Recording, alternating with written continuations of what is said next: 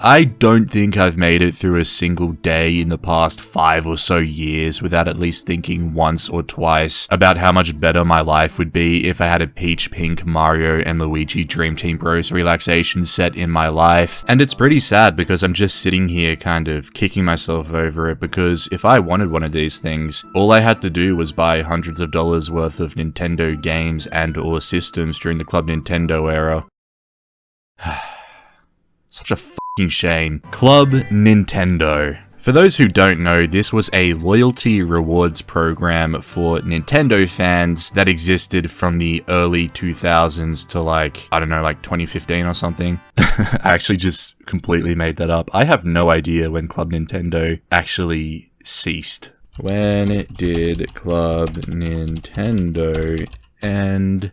I was actually right, it's June 30th, 2015. That just goes to show that sometimes in life, you just gotta go with your gut. Because if I just said that line and didn't question it, I think it probably would have looked like this video actually had some real effort put into it, which would definitely be something special for this channel, but alas, I did not do that, so that's just a little lesson there for everyone watching. But anyways, I think this video has gotten severely derailed off of what I was talking about. Where was I again? Oh yeah, Club Nintendo. That's what we actually want to be talking about today. So, how it worked was pretty simple. If you purchased a game or a system, it would have a little Club Nintendo code inside of it, and what you would do is you would hop onto your Club Nintendo account, type in that sacred code, and you would receive some Club Nintendo points in return. And then these points could be exchanged for various rewards offered by Nintendo. And for the most part, the rewards are pretty tame. You know, you could get like posters, plushies, bags, basically just random pieces of Nintendo merchandise. But amongst all of that, there were definitely some amazing rewards that came out through Club Nintendo, and I kinda just want to go through them all in this video and have a look at some of the best rewards that were available through this program. So yeah, that's pretty much it, so let's get into it.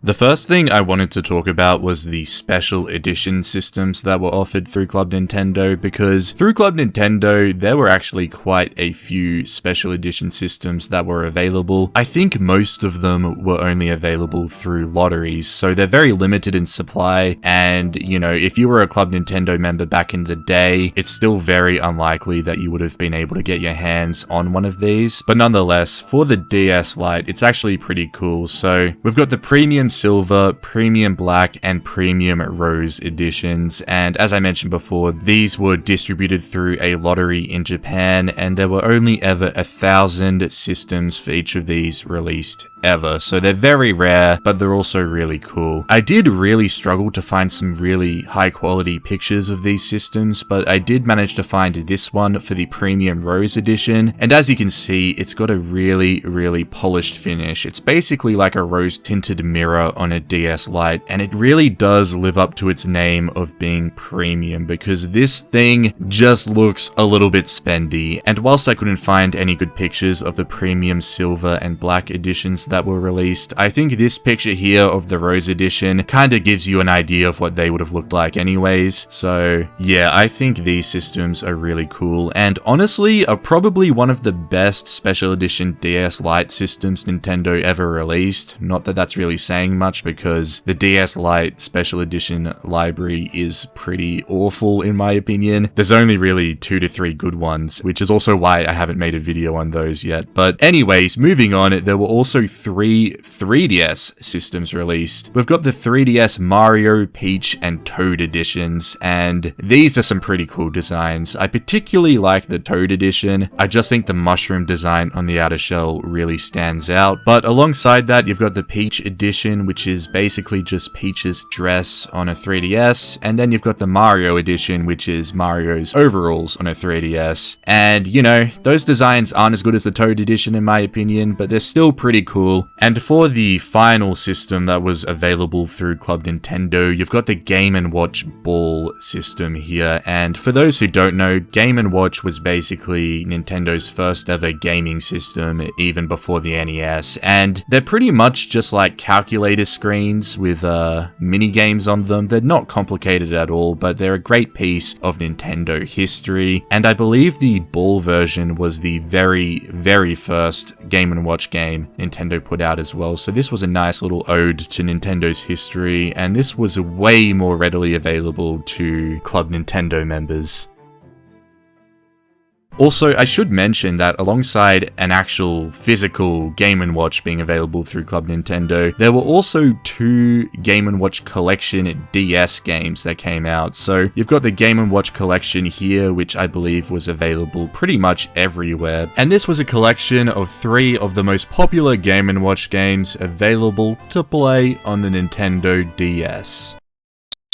Oh my god, this is such a good game. And then alongside this, you've got the Game & Watch Collection 2, which is pretty much the same deal, but it features different Game & Watch games, and it was exclusive to Club Nintendo Japan.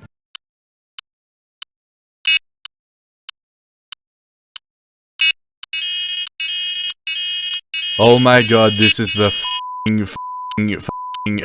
best experience of my life right now. And I think there was also a few other games that were available only through Japan. I've never heard of any of them, but you've got Tingle's Balloon Fight, Zekyu Senshi Sakaburian. I probably just absolutely butchered that name, but that was also available through Club Nintendo Japan. And you've got Excite Takeshi Man, which was actually a Wii game. As I said, I know absolutely nothing about any of these games, so if anyone's played these, you're more than welcome to drop that in the comment section down below. But yeah, those were the only physical games released through Club Nintendo, which is kind of surprising because when you look at this list, there's really not that much here, so yeah.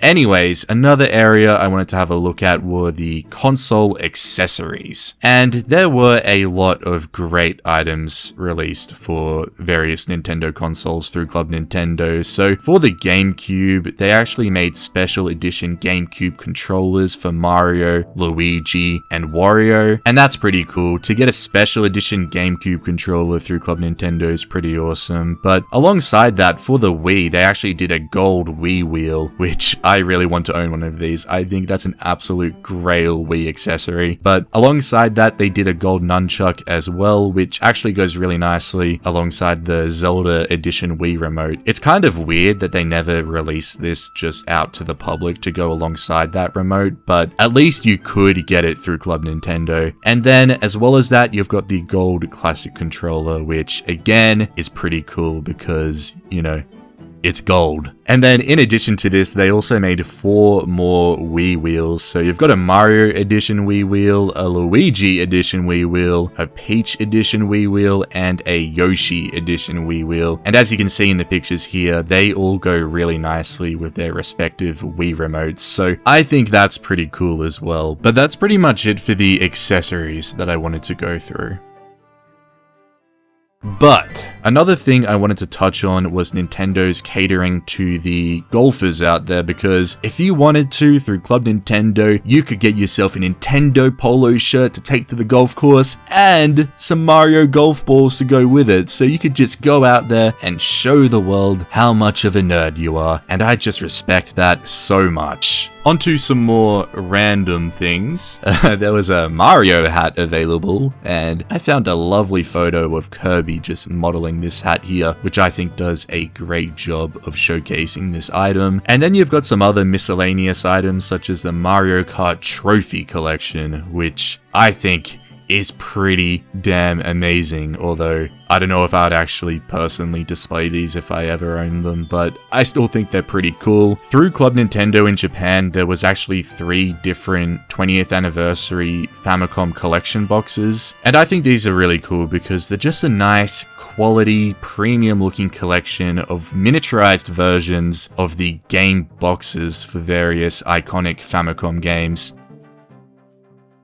But other than that, there wasn't actually too much more I wanted to touch on. Most of the other items are just random little knickknacks that I personally don't really care about, except for the Peach, Mario and Luigi Dream Team Bros relaxation set, of course. But pretty much everything I've gone through in this video is just all of the really cool items that I picked out from what Club Nintendo had to offer back in the day. So if there's any items that you think are amazing that I didn't touch on in this video, you should definitely let me know down in the comments down below, and you can give the item a little shout out so people know about it. But other than that, that's pretty much all I wanted to go through in this video. I just think that Club Nintendo really did have some amazing rewards, and I wish you could get stuff like this through Nintendo's rewards programs that they have today, but it's really just not the same. So that's it for today's video. I hope you guys enjoyed it, and I'll see you guys next time with another one.